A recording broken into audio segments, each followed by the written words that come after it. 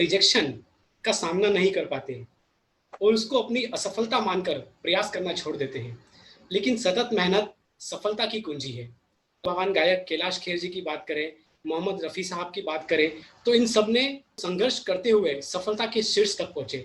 हम आपसे जानना चाहेंगे कि लोग रिजेक्शन का सामना नहीं कर पाते, वे लोग उसे हैंडल कैसे करें ताकि वे अपने आप को रचनात्मक और ऊर्जावान बनाते हुए बड़े कैनवास के लिए तैयार कर सकें?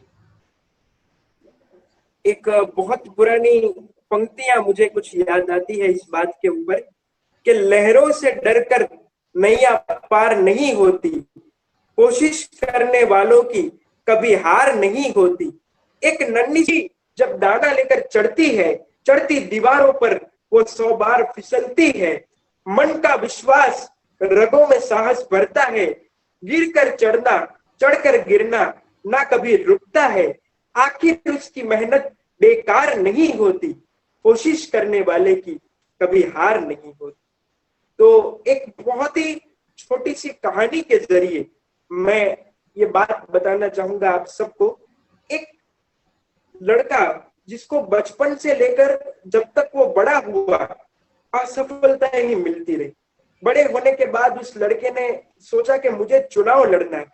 वो चुनाव में खड़ा रहा, फिर भी वहां पर भी उसको असफलता मिली। उसने दूसरी बार चुनाव लड़ा, फिर भी उसको असफलता मिली। थक हार कर उस लड़के ने सोचा कि अब ये मेरी जिंदगी का आखिरी चुनाव, अब मैं चुनाव लड़ूंगा ही नहीं। उसने चुनाव के लिए फॉर्म भरा, लेकिन उसका जो कॉम्पिटिटर था वो वोट में उससे भी ज्यादा आगे जा रहा था। तो वो हार कर चुनाव ऑफिस से बाहर निकल गया। बाहर बहुत बारिश हो रही थी और उसका पैर कीचड़ में फिसला और उसके दिमाग में तुरंत एक शब्द ने जन्म लिया, I will slip but do not fall. मैं फिसला हूं पर गिरा नहीं। और वो लड़का आगे जाकर और कोई नहीं बल्कि अमेरिका के पहले प्रमुख अब्राहम लिंकन बने। तो मैं 4 लाइनों में ये कहना चाहूंगा कि जो सफर इख्तियार करते हैं वही मंजिलों को पार करते हैं। बस एक बार चलने का हौसला तो रखिए, ऐसे मुसाफिरों का रास्ते भी इंतजार करते हैं। तो जब तक सफर में आपको असफलता का कीचड़ नहीं मिलेगा, तब तक आप सफलता के साफ रास्ते पर कभी चल नहीं पाओ।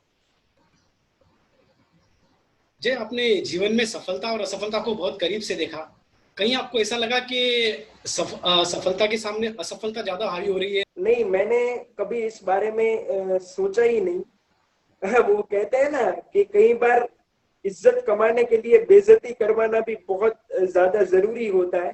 तो असफलता और क्रिटिसिज्म, लोगों को कभी कभी क्रिटिसिज्म भी झेलना चाहिए, क्योंकि जब तक आप क्रिटिसिज्म नहीं झेलोगे आपको आपके अंदर की क्रिएटिविटी नहीं पता चले। तो असफल इंसान को कभी हार नहीं माननी। मैं कुछ कहना चाहूंगा कोरोना के लिए। मुझे ये बताते हुए भी खुशी हो रही है कि हमारा रिकवरी रेट भी बहुत ही अच्छा है। तो मैं ये कहूंगा कि एक 6 फीट के राक्षस को स्पेशल इफेक्ट के जरिए 60 फीट का बताया जा रहा है।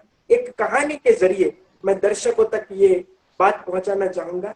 अमेरिका में एक इंसान को फांसी की सजा हुई। अब सजा कुछ इस तरह हुई कि जज साहब ने हुक्म दिया कि इस इंसान के सामने एक बहुत बड़ा कोबरा सांप लाया जाएगा जो इसे काटेगा और इसकी मृत्यु हो जाएगी। सजा का दिन मुकम्मल हुआ।